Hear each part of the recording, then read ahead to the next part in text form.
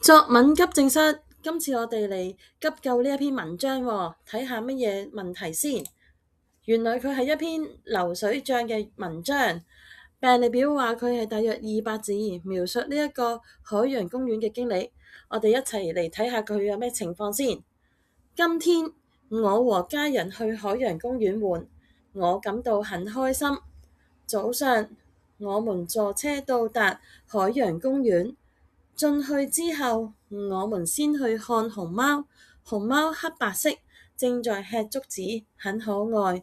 接着，我們去看海洋生物，有很多魚游來游去。之後，我們去玩過山車。過山車很快，我覺得很刺激，大家都大聲叫。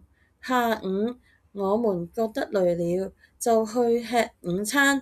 吃完後，我們再逛了一下禮品店，最後我就和屋企人坐車返屋企。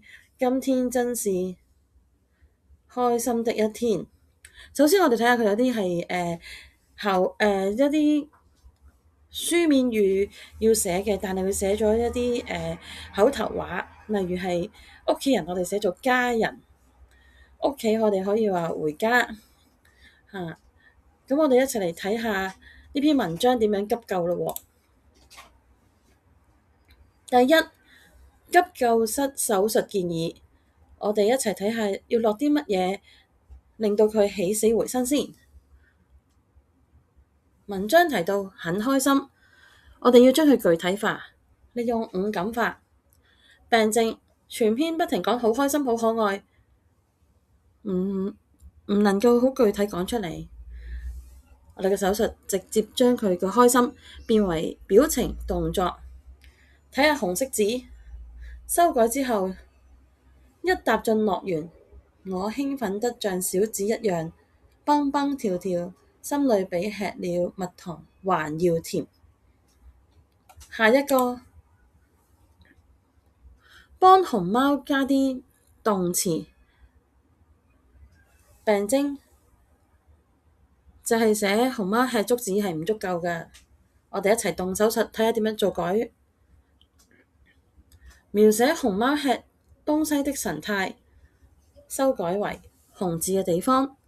那隻大熊貓正慵懶地盤坐在地上，雙手捧着嫩綠的竹子，咔嚓咔嚓地大口咀嚼，那副饞嘴的模樣，惹得大家哈哈大笑。第三點，我哋睇過山車嘅時候呢，要帶啲情緒、心理描寫。病症，過山車很快，我覺得很刺激。雖然刺激，但未足夠啊！睇下點樣可以具體寫出嚟。手術，寫出上車前、中後嘅心情轉折。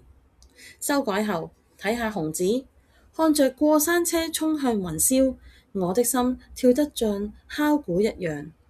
當車子俯衝而下時，風在我耳邊呼嘯，我緊閉雙眼，尖叫聲簡直要衝破耳膜了。多謝各位收睇，希望下次再歡迎大家收睇下一次嘅作文急症室。記得俾個 like、share、訂閱、開小鈴鐺，期望下次見到你啊！拜拜。